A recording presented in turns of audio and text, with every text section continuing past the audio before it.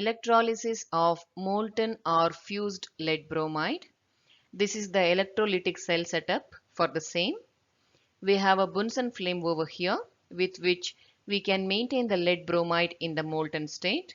Since we are maintaining a high temperature, we need a container that can withstand that temperature. So we are choosing silica crucible.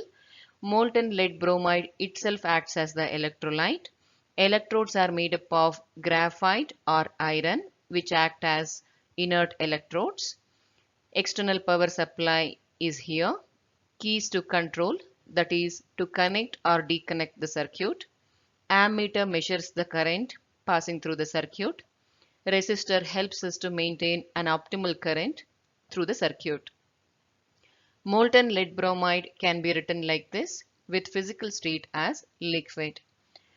Molten lead bromide consists of 1 lead 2 plus ions and 2 bromide ions. We know that in an electrolytic cell, oxidation occurs at anode, which is a positive terminal, and reduction occurs at cathode, which is a negative terminal. Now, these ions, which came out as a result of dissociation of ionic compound, move towards opposite pole. Anode being a positive terminal, attract bromide ion. Cathode being a negative terminal, attract lead 2 plus ion. At anode, oxidation is supposed to occur, meaning removal of electrons. So, Br minus lose one electron and get converted into bromine atom. In the same manner, another bromide also lose one electron and get converted into bromine atom. Overall anode reaction is 2Br minus lose 2 electron and get converted into bromine molecule. These two together we can write it as bromine molecule. Now this reaction we call it as anode reaction. On the cathode side we are having one lead 2 plus ion. That lead 2 plus ion receives 2 electrons given out by anode and get converted into lead metal. This reaction is called as cathode reaction.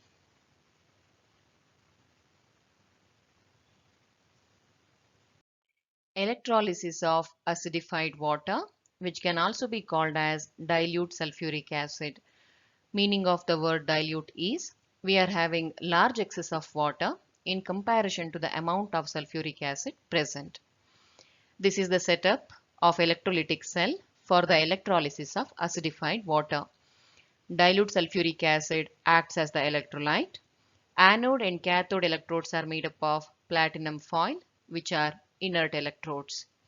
These electrodes are immersed with the test tube. This test tube collects the product gases of the reaction. Anode is connected to positive terminal of the battery and cathode is connected to negative terminal of the battery. Acidified water is nothing but dilute sulfuric acid, which consists of two covalent molecules, sulfuric acid and water. These molecules can be more specifically called as polar covalent molecules. When sulfuric acid splits, it forms 2 H plus ions and 1 sulfate ion. When water splits, it forms 1 H plus ion and 1 OH minus ion. Observe, on the reactant side we are having covalent molecules and on the product side we are having ions. So, this process can be called as ionization.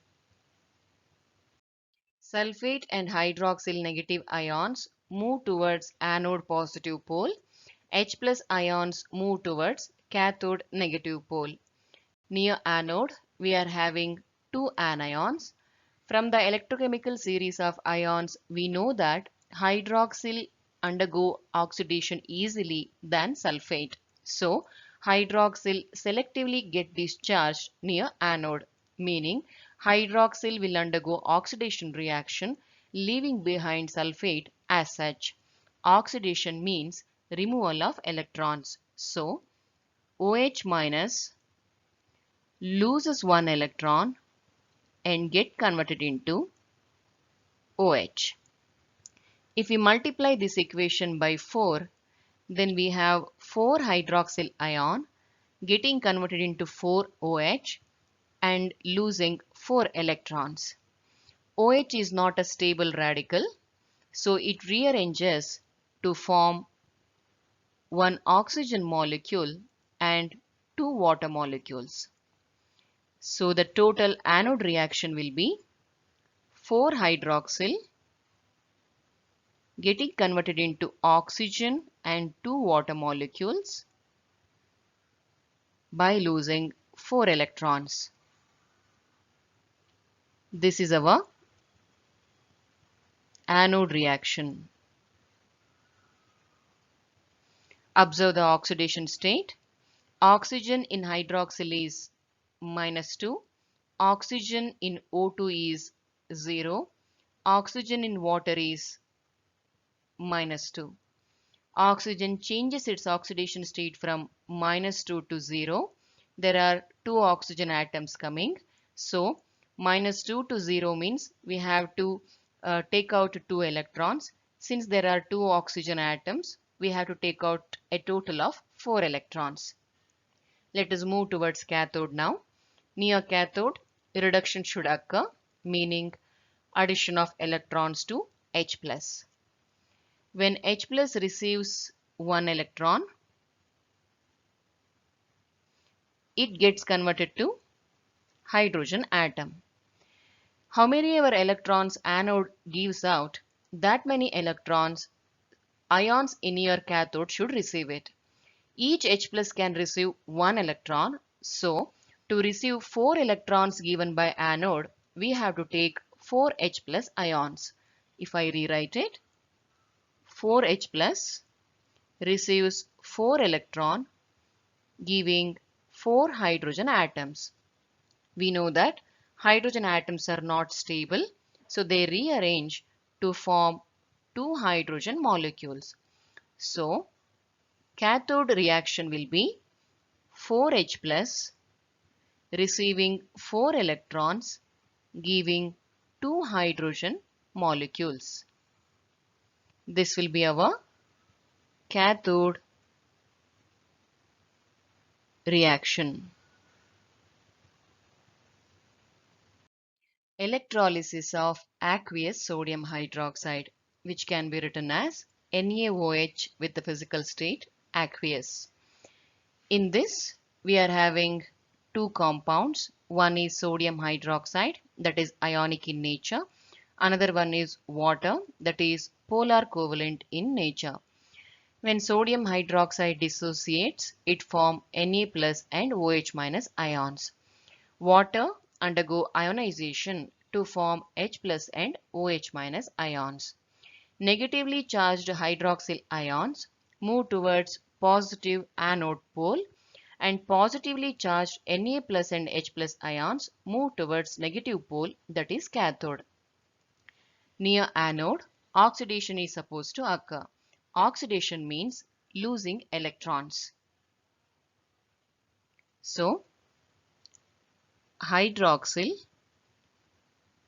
loses one electron and get converted into OH. If we multiply the whole equation by 4, then 4 hydroxyl get converted into 4 OH by losing 4 electrons. OH is not a stable species, so it rearranges to form one oxygen molecule and two water molecules. So, overall anode reaction is 4OH minus getting converted into oxygen and water by losing 4 electrons. This is our anode reaction.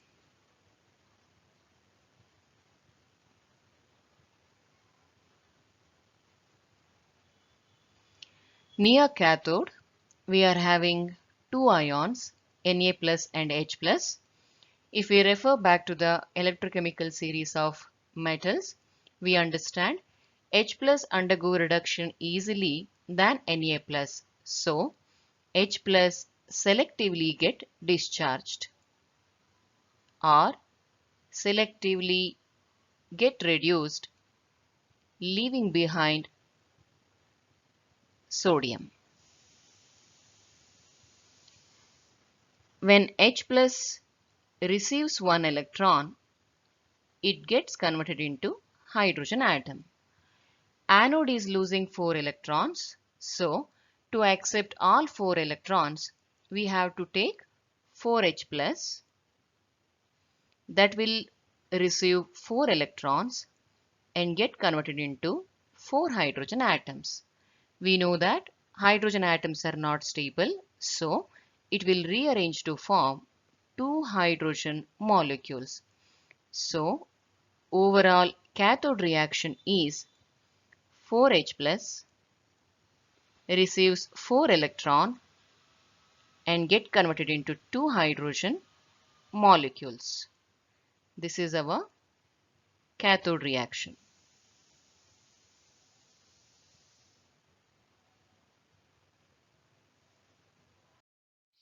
Electrolysis of fused sodium hydroxide. Fused sodium hydroxide means molten sodium hydroxide with the physical state liquid. Sodium hydroxide is an ionic compound which dissociates to give Na plus and OH minus ion. Negative OH minus ion move towards the positive pole, that is anode, and positive Na plus ion move towards cathode, that is negative pole. At anode, oxidation is supposed to occur. We do not have any competition here. So the hydroxyl will undergo oxidation by losing electrons. OH minus loses electron to become OH. If you multiply this equation by 4, 4OH minus become 4OH by losing 4 electrons. OH is not a stable radical, so this will rearrange to form oxygen and 2 water molecules. Overall anode equation will be 4OH minus get oxidized to oxygen and 2 water molecules by losing 4 electrons. This is anode reaction.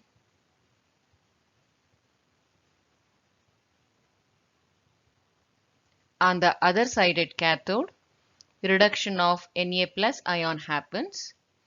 Na plus can receive 1 electron and get converted to sodium metal.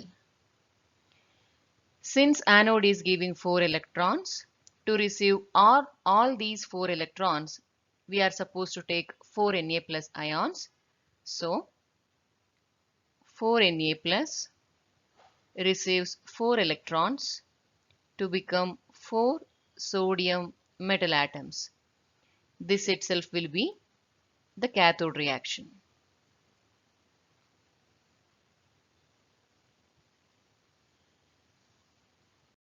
Electrolysis of aqueous copper sulfate, that is copper sulfate solution in water. This is the electrolytic cell setup for the electrolysis. Aqueous copper sulfate acts as the electrolyte.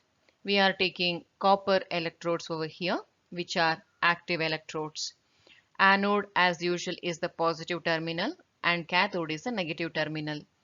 Anode is connected to the positive terminal of the battery and cathode will be connected to the negative terminal of the battery.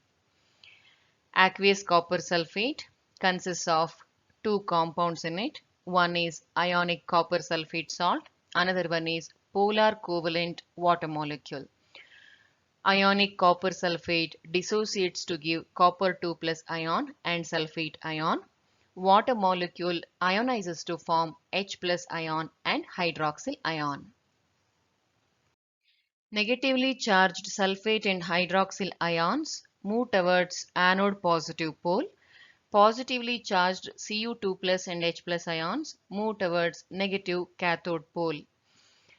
Along with sulfate and hydroxyl, we will have copper metal ions also as competitive over here because we are using active copper electrode.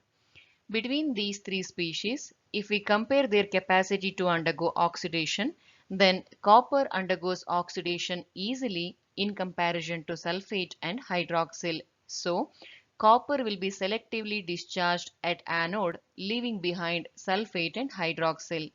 Copper is supposed to undergo oxidation, meaning copper is supposed to lose electrons at anode. Copper loses 2 electrons and get converted to copper 2 plus ions at anode. This will be our anode reaction.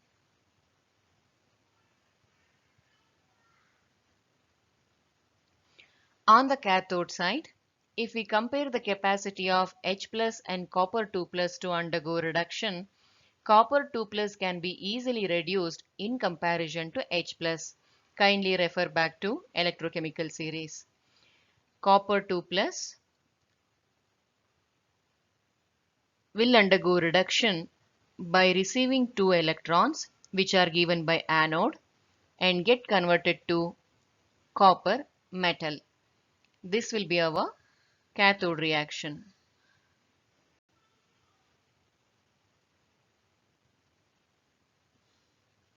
During the electrolysis of aqueous copper sulfate solution, at anode, copper metal is getting converted to copper 2 plus ions, and at cathode, copper 2 plus ions are getting converted to copper metal.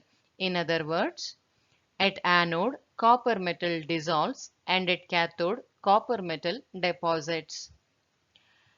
This copper anode electrode become more and more thin because of the conversion of this copper metal into copper 2 plus ions. Copper 2 plus ions get into the solution.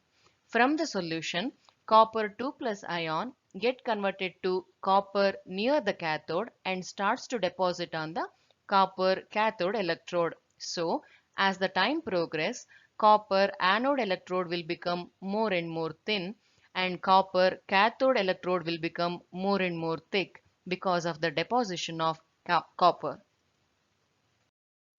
Electrolysis of aqueous copper sulfate with the help of inert electrodes. Aqueous copper sulfate means copper sulfate solution in water. With this, we have two compounds. One is ionic copper sulfate, another one is polar covalent water molecules. Ionic solid undergo dissociation to form copper 2 plus ion and sulfate ion. Covalent water molecule ionizes to form H plus ion and hydroxyl ion. Negatively charged sulfate and hydroxyl move towards positive anode pole. Positively charged copper 2 plus and H plus move towards negatively charged cathode. At anode, between sulfate and hydroxyl, hydroxyl can be easily oxidized, so hydroxyl will be selectively discharged, leaving behind sulfate. Now, hydroxyl is supposed to undergo oxidation, meaning it is supposed to lose electrons. Hydroxyl lose one electron and get converted into OH. If we multiply this equation by 4, 4-hydroxyl become 4OH by losing 4 electrons. OH is not a stable radical. It gets converted to oxygen and 2 water molecules. So, overall anode reaction is 4-hydroxyl get oxidized to oxygen, 2 water molecules by losing 4 electrons. This is anode reaction.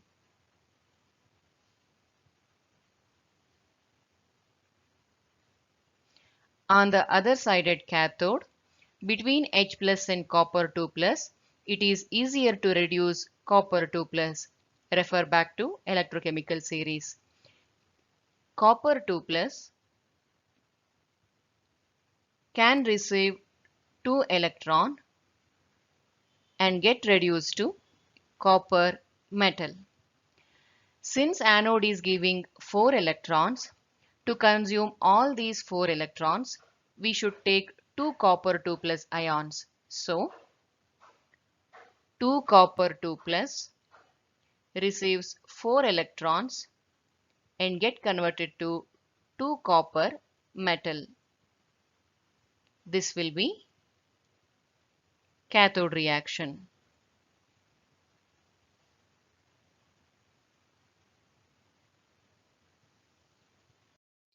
Electrolysis of sodium chloride. We can take sodium chloride in 3 different forms: molten sodium chloride, dilute sodium chloride, and concentrated sodium chloride. In molten sodium chloride, we have just Na plus ion and Cl minus ion that comes because of the dissociation of ionic sodium chloride. In dilute sodium chloride, we have NaCl as well as water molecules. Ionic NaCl dissociates to form Na plus and Cl minus ions. Covalent water molecule ionizes to form H plus and OH minus ions. Even concentrated sodium chloride also has ionic sodium chloride and covalent water molecules and same set of ions. Difference between sodium chloride dilute and sodium chloride concentrated is, in dilute sodium chloride, we have large excess of water in comparison to the amount of sodium chloride present. In concentrated sodium chloride, we will be having significant amount of sodium chloride in comparison to the amount of water present. Let us consider the anode and cathode reaction for all three cases. Coming to molten sodium chloride, anode is the positive pole which attracts negative ion, that is Cl minus. At anode, oxidation is supposed to occur, meaning Cl minus is supposed to lose electron. Each Cl minus lose one electron and get converted to chlorine atom. Chlorine atom is not a stable species, but chlorine gas, that is Cl2, is a stable species. So, to have Cl2, we should take 2 Cl minus, forming 2 Cl and releasing 2 electrons. Cl can be written in a stable form as Cl2. So, anode reaction will be 2 Cl minus forming Cl2 gas with the release of 2 electrons. Near cathode, we have positively charged Na plus ion. This is supposed to undergo reduction, meaning it is supposed to receive electrons. One Na plus can receive 1 electron and get converted to sodium metal. Since anode is giving 2 electrons, we are supposed to take 2 Na plus to write down the cathode reaction. That will be 2 Na plus receives 2 electron and get converted to 2 sodium atoms.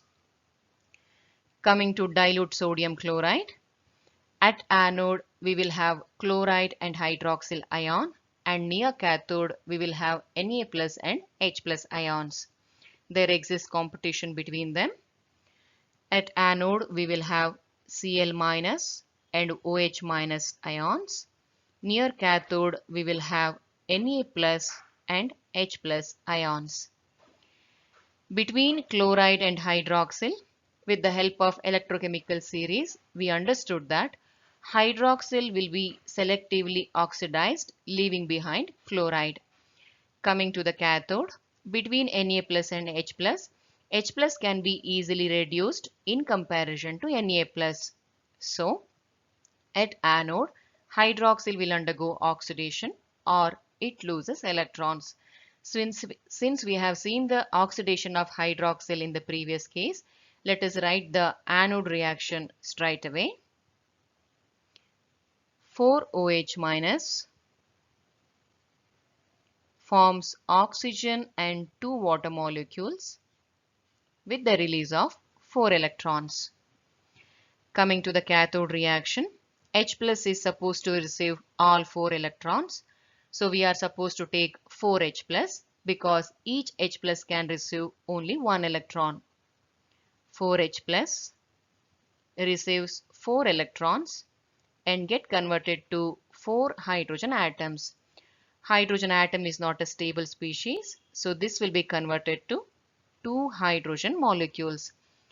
So the cathode cell reaction will be 4H plus receives 4 electrons and get converted to 2 hydrogen molecules.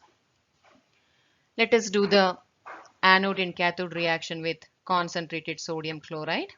We will be having same set of ions near anode and cathode. Near anode we will have Cl minus and near cathode we will have OH minus.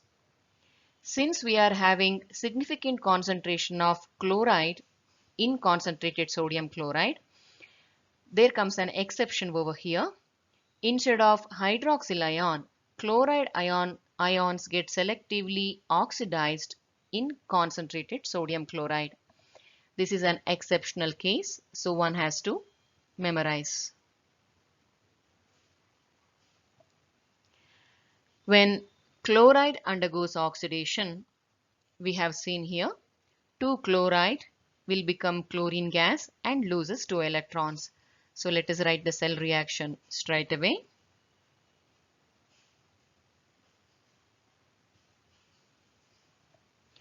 Near cathode, we will have Na plus and H plus. As per the electrochemical series, H plus will be selectively reduced, leaving behind Na plus. Each H plus can receive 1 electron and get converted to hydrogen atom. Since anode is giving 2 electrons, we are supposed to take 2 hydrogen ions. So 2H plus receives 2 electrons and get converted to 2 hydrogen atoms which are not stable, so that can be rearranged to hydrogen molecules. So cathode reaction with concentrated HCl is 2H plus receives 2 electron giving 1 hydrogen molecule. Observe, with molten sodium chloride, chlorine is the product. With dilute sodium chloride, oxygen is the gas which gets released at anode. With concentrated sodium chloride, chlorine is the gas which gets released. Coming to the cathode reaction, with molten sodium chloride, sodium metal gets released. With dilute and concentrated sodium chloride, we have hydrogen gas at cathode.